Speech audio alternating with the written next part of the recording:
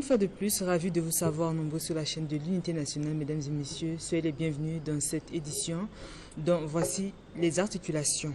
La représentante de l'Organisation mondiale de la santé en Centrafrique, Madame Marie-Rosaline Belizer, a été reçue aujourd'hui par le Premier ministre chef du gouvernement, Félix Moloa. L'annonce de la visite du nouveau directeur de région africaine de l'OMS à Bangui était l'objet de cette rencontre. Le compte rendu avec Brice de Valeur Watebo. En prélude à la visite officielle du nouveau directeur de la région de l'OMS Afrique, la représentante de cette organisation en Centrafrique, Mme Marie-Rosaline Belizer, a souhaité rencontrer le Premier ministre, chef du gouvernement, pour lui faire part de cette mission de travail et arrêter un agenda de rencontre des deux personnalités. Donc, la région africaine de l'OMS vient d'élire son directeur régional, le professeur Mohamed Jacob Janabi, qui est de nationalité tanzanienne. Il a pris fonction récemment au mois de juin. Et la RCA figure parmi l'un des premiers pays qu'il visitera en visite officielle. Donc, le but de ma visite au PM ce matin était de lui en informer officiellement et de lui présenter l'agenda provisoire de cette visite et aussi de garantir une audience entre le PM et le directeur régional lors de sa visite officielle prévue du 7 au 10 septembre en République centrafricaine. Il est cependant important de rappeler qu'au cours de cette rencontre, plusieurs points en lien avec les activités de cette organisation mondiale aux côtés du gouvernement ont été abordés. Toujours en coopération, le chef de mission tchadien Ben Kaba-Gambé, en visite de travail à Bangui, a reçu aujourd'hui le médiateur de la République, M. El Hadji Moussa Lorangon Baba. Au cours de leur échange, les deux personnalités ont fait le tour d'horizon sur le renforcement de coopération entre les deux pays. Et il en a profité pour remettre des kits de visibilité, notamment des gilets. On en parle avec Fabiola Tampon et Rodrigue Fitem. C'est d'abord une visite de courtoisie que l'hôte de marque du médiateur de la République est venu échanger sur différents points qui touchent le processus des élections groupées de décembre. Au menu de leur entretien, les deux personnalités ont exprimé leur volonté d'accompagner les autorités de la République aux prochaines élections. Ce geste est très important parce que nous sommes en train d'arriver vers les échéances des élections et que les relais qui ont été formés ont besoin d'être identifiés, ils ont besoin d'être visibles afin que les gens puissent les reconnaître déjà sur le terrain et qu'ils puissent être capables de répondre rapidement aux besoins des membres de la communauté pendant ce processus des élections. Comme je l'ai dit, les élections qui vont commencer déjà d'ici la fin de cette année et qui vont se poursuivre jusqu'au début de l'année prochaine. Ensuite, le chef de la délégation tchadienne en a profité pour remettre des kits de visibilité, notamment des gilets pour leur échange électoral à venir pour une Centrafrique stable. Ce geste qui permet d'ailleurs, ce kit qui permet aux membres du Conseil national de la médiation et de ses relais de se faire distinguer, de se faire reconnaître. Et d'ailleurs, l'autorisation, l'accréditation sera donnée par l'autorité nationale des élections pour permettre de parcourir les différentes régions afin de couvrir l'ensemble du processus de manière à ce que ces élections soient acceptables par tous. Il importe de signaler que ces kits sont composés essentiellement de gilets, sont bien plus qu'un simple équipement. Autre fait de l'actualité, un atelier de renforcement de capacité sur le processus électoral de décembre 2025 à l'endroit des militants et sympathisants du mouvement Cœur Uni de Bimbo 3 s'est tenu aujourd'hui au complexe sportif 20 000 places. C'était en présence du ministre Lina Josiane Bemakassu et plusieurs autorités conviées. Reportage Majoine Gongoy et Mati Terence d'Elever Ngoy. Cet atelier d'une seule journée est de partager des connaissances aux militants et militantes du parti politique du MCU de Bimbo 3 sur les processus aux élections groupées de décembre prochain. En prenant la parole tour à tour, quelques participants ont salué cette initiative, combien louable, et ils ont réaffirmé leur volonté pour que ces élections se déroulent dans de très bonnes conditions. Nous sommes là ce matin pour une formation de la part du président des sections, cellules, y compris sous fédération de Bimbo 3, pour nous faire satisfaire sur le problème des élections municipales.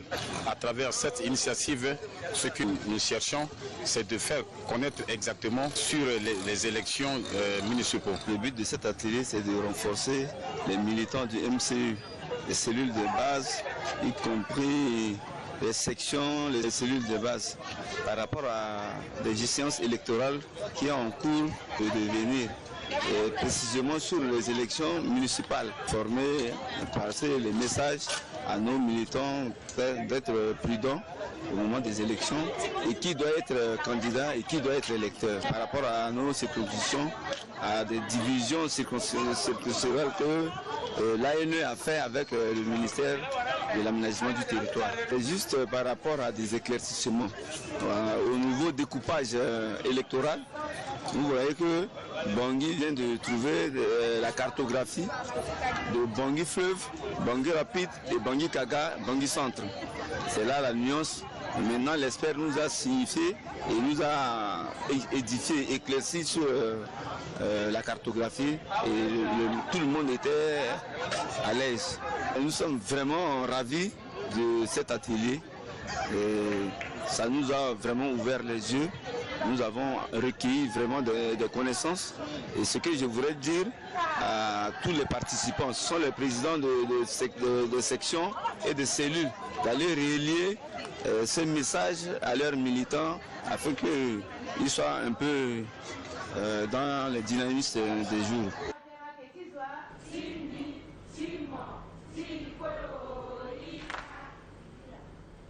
Et puis les fonctionnaires nouvellement intégrés au ministère du Travail renforcent leur capacité à travers une session de formation dans les locaux de l'ACFPE. La cérémonie d'ouverture est présidée par la ministre de tutelle Annie-Michel Mwanga. Eurodis, Pengouyan et Africain Amolo. La vision du gouvernement à travers le département du travail est d'avoir des cadres loyaux, dévoués et dotés d'une compétence avérée au service de la nation. L'objectif de cette formation est de doter ces fonctionnaires nouvellement intégrés d'outils techniques nécessaires pour l'accomplissement de leur mission de service public. C'est une phase très importante pour les permettre à bien mener leur mission, a souligné le membre du gouvernement. Cette rencontre avec les intégrés qui sont désormais nos collaborateurs afin de renforcer leurs capacités dans un processus de formation. Nous allons commencer tout d'abord par le changement de mentalité, comme prendre le président de la République, chef d'État, parce que c'est une phase très importante pour les préparer à être des bons citoyens, à voir en fait qu'ils aient tous les éléments qu'il faut pour qu'ils mènent à bien leur mission. Alors, on commence par le changement de mentalité, mais ensuite, c'est un corps de métier qui a plusieurs volets. Il y a les inspecteurs de travail, il y a les contrôleurs de travail et il y a le personnel administratif. Donc, nous ne voulons pas qu'ils viennent comme ça. Ils ont déjà des formations de base, mais c'est important qu'ils soient vraiment outillés, qu'ils aient les billes pour mener à bien leur mission. Donc c'est pour cette raison que nous avons mis en place ce renforcement de capacité. Et ensuite, une fois que la formation sera dispensée, on va essayer de les dispatcher un peu sur tout le territoire. Parce qu'en province, il n'y a pas qu'à Bangui.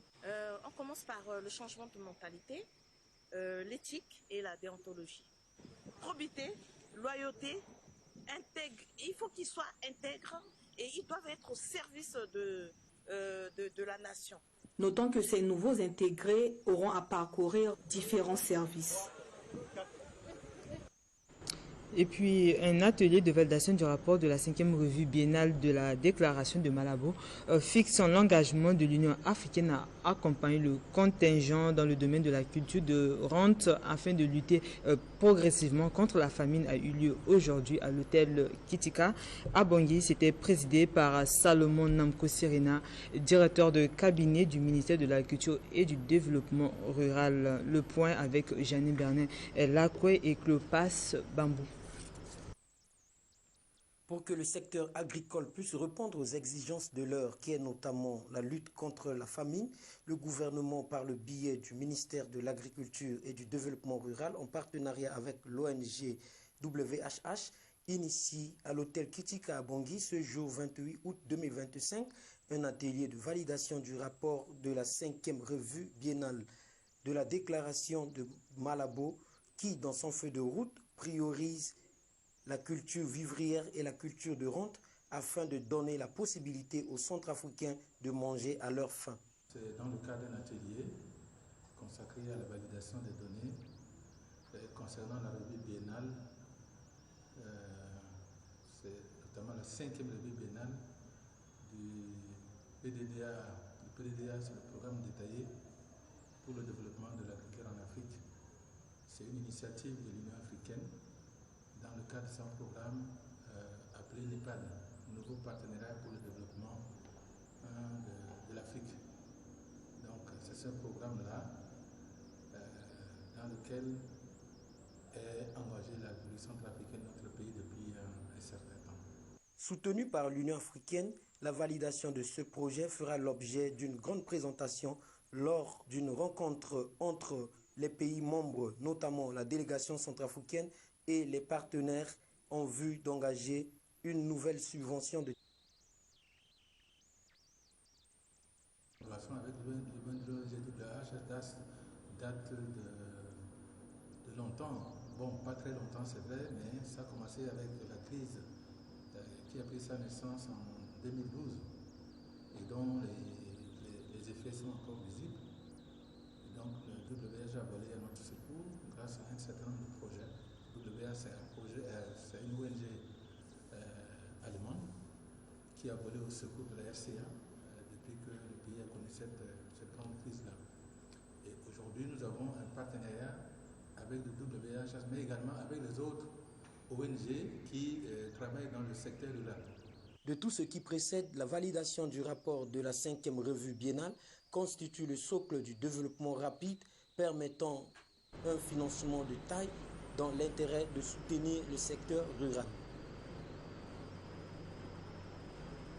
Pour les sinistrés de Bozéré, localité située dans la commune de Bimbo 3, ils ont reçu hier des kits composés de non-vivres dont offerts par le ministère de l'Action humanitaire, de la Solidarité et de la Réconciliation nationale.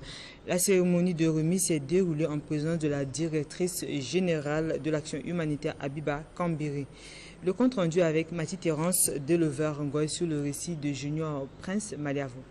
C'est dans une atmosphère de réjouissance et de solidarité que les sinistrés de Bonzéré, situés dans la commune de Bimbo 3, ont reçu ces kits composés des non-vivres, entre autres des habits, nattes, savons, lampes à torches, bâches, bidons, médicaments, moustiquaires et des kits de dignité de la part du président de la République, professeur Faustin Archange Touadéra, à travers le ministère de l'Action humanitaire, de la Solidarité et de la Réconciliation nationale que dirige Madame Lina Josiane Bimakasui.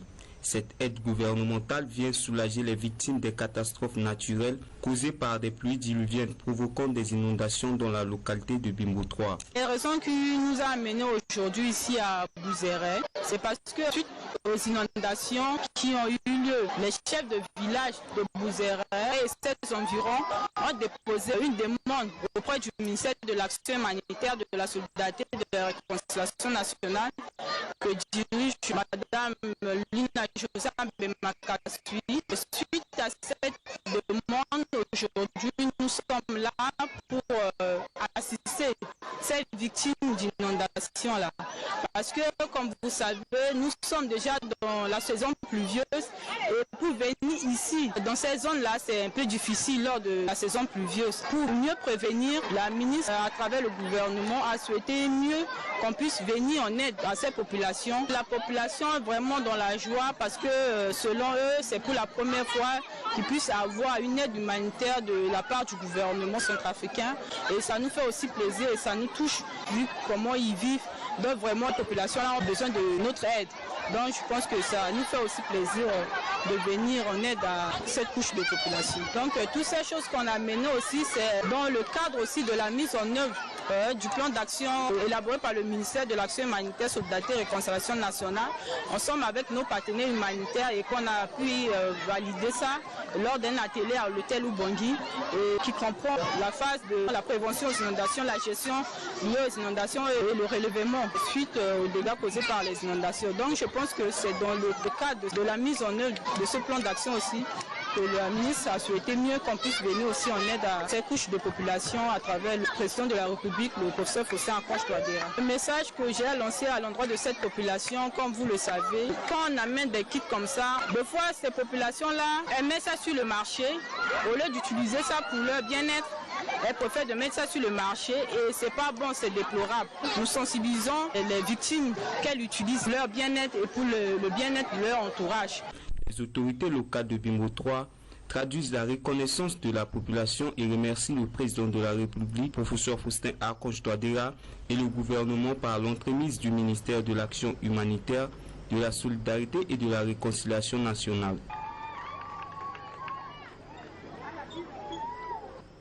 Sachez également que les rideaux sont définitivement tombés samedi dernier en la salle de conférence de l'hôtel de Yaloké sur les travaux de l'atelier de renforcement des capacités des femmes minières organisé par l'Association des femmes du secteur minier de Centrafrique en abrégé AFES-MICA à l'occasion de la journée internationale des femmes dans le secteur minier.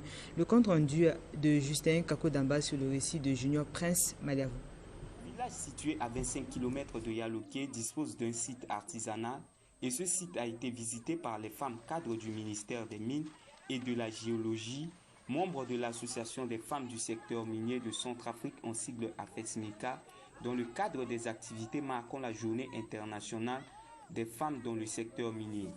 Accueillie par les femmes artisanes minières du site, la délégation a écouté avec attention les témoignages poignants des travailleuses qui ont décrit les conditions précaires dans lesquelles elles opèrent quotidiennement, manque d'équipement, absence des structures sanitaires, éducatives et faible accès à l'encadrement technique sont autant des défis qu'elles ont exposés tout en exprimant leur volonté de trouver des solutions durables pour améliorer leurs conditions de travail. Après la visite du site, place à la cérémonie de clôture en la salle de conférence de l'hôtel de ville de Yaloké, qui a connu la présence de plusieurs personnalités, dont le gouverneur de la région des Plateaux, qui, en prenant la parole, a salué l'organisation de cette rencontre dans sa zone de juridiction et a exprimé sa satisfaction quant à l'attention portée aux femmes de Gaga et Yaloké, souvent oubliées dans les politiques minières, et a souligné la volonté des autorités nationales de leur offrir un meilleur encadrement. Qu'il me soit permis, avant tout propos, de remercier son Excellence, Monsieur le Premier ministre, chef du gouvernement, qui a inscrit parmi les axes prioritaires du programme du gouvernement l'assainissement du secteur minier à la lumière des bonnes pratiques internationales, notamment des normes exigées de l'ITIE, du processus de Kimberley et de la CIRC. Il est utile de préciser que nos ressources minières principales qui sont exploitées comme le diamant et l'or ont de tout temps été source de conflits et de convoitises. J'ose espérer que durant 2 jours des travaux de cette formation, les connaissances acquises sur le programme de l'activité communautaire Voix des femmes, Voix de paix vous permettront de renforcer davantage les projets de l'AFES-MICA pour un avenir meilleur des femmes du secteur minier de la République centrafricaine. Afin d'améliorer la situation économique des femmes du secteur minier, de la République centrafricaine en général et celle de Yalouké en particulier. La remise symbolique des outils de travail aux participants tels que pelles, cuvettes et des équipements de protection par les autorités locales pour renforcer la sécurité et l'efficacité des travailleuses minières ont marqué la fin de cette cérémonie. Pour rappel, AFESMICA est une structure mise en place par le ministère des Mines et de la Géologie chargée d'accompagner, de former et protéger les femmes actives dans le secteur minier à travers le pays. Abordons à présent la page magazine de cette édition.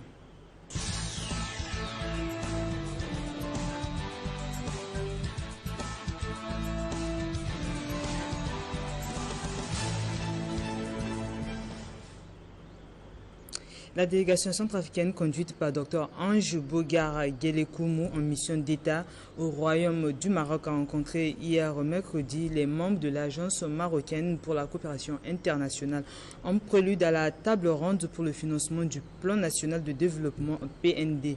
Le point avec notre envoyé spécial, bienvenue Bissayo, et moi je vous dis au revoir et à la prochaine. Après avoir séjourné 48 heures d'horloge au Royaume du Maroc, c'est ce jour, mercredi 27 août 2025, que la délégation centrafricaine en mission d'État dans ce pays frère a rencontré les membres de l'Agence marocaine pour la coopération internationale en sigle AMCI. Les questions d'accueil, d'hébergement, de retransmission de la table ronde sur les chaînes de télévision internationales ainsi que celles de la télévision centrafricaine et l'espace médiatique et l'aménagement des salles devront abriter ce grand événement qui mobilisera plusieurs partenaires techniques et financiers de la République centrafricaine afin de financer le plan national de développement en sigle PND élaboré par le gouvernement centrafricain sous le magistère de son excellence professeur Faustin Archange Touadéra, président de la République, chef de l'État, ont été abordés au cours des échanges, comme nous l'explique ici le chef de la délégation, M. Ange Bogar Guélé-Koumou. D'une manière sommaire, je remercie tout d'abord les autorités marocaines qui ont accepté cette mission qui se déroule très très bien, et aussi je remercie d'une manière solennelle son Excellence le Président de la République, le professeur Faustin Archange Touadéra, y compris le gouvernement centrafricain qui ont autorisé cette mission de travailler à bras le corps avec le gouvernement marocain par rapport à l'organisation de la table ronde. Et donc, au fil à aiguille, les discussions ont été portées essentiellement sur les travaux préparatoires de la table ronde. Vous savez, on est au dernier tournant pour aller à cette table ronde. Donc, il faut avoir un certain nombre de réglages dynamiques pour mettre des points saillants sur la table afin de pouvoir valider avec le gouvernement marocain le niveau d'agrégation de préparation de cette table ronde et passer en revue un certain nombre de points, notamment les points de logistique d'accueil, logistique de l'événement, les questions de visa, les questions de communication, les questions d'accréditation des journalistes, les questions des fiches des projets, les questions relativement liées au contenu de toutes les documentations de la table ronde, et aussi la question de prise en charge de l'événement, notamment la question de prise en charge des autorités centrafricaines, la question de prise en charge de la délégation centrafricaine.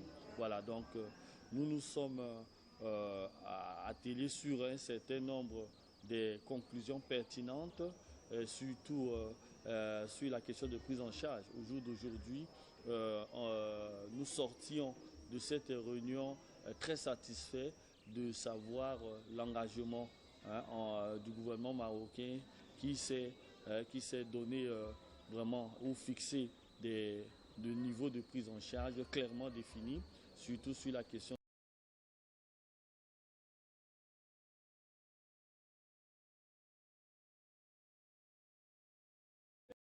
le billet d'avion aller-retour et aussi la question de l'hébergement, la question de prise en charge des transports internes, non seulement pour les 40 VIP, mais aussi pour les 30 personnalités centrafricaines. Vous voyez, c'est vraiment quelque chose à encourager. Et ce partenariat est vraiment très fructueux en termes de collaboration franche et en termes de résultats que nous avons déjà obtenus.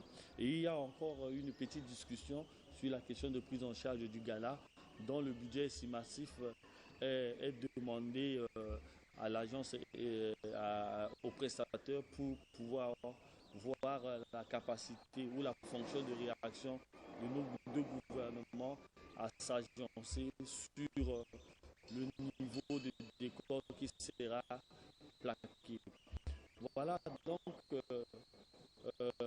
je pense que cette réunion, elle est très importante, comme je l'ai réitéré dans mes propos liminaires, mais elle est encore très importante pour donner un signal fort à tous les partenaires techniques et financiers, à tous les membres du gouvernement, y compris du côté centrafricain et du côté marocain, que vraiment le bateau est en marche et que la table ronde s'organise déjà au niveau technique. On note une appréciation dynamique de tout ce qui est déjà fait et donc tous les membres du gouvernement centrafricain et toutes les parties prenantes et même les invités sont appelés à venir à cette table ronde qui est une aubaine pour notre pays, la République centrafricaine.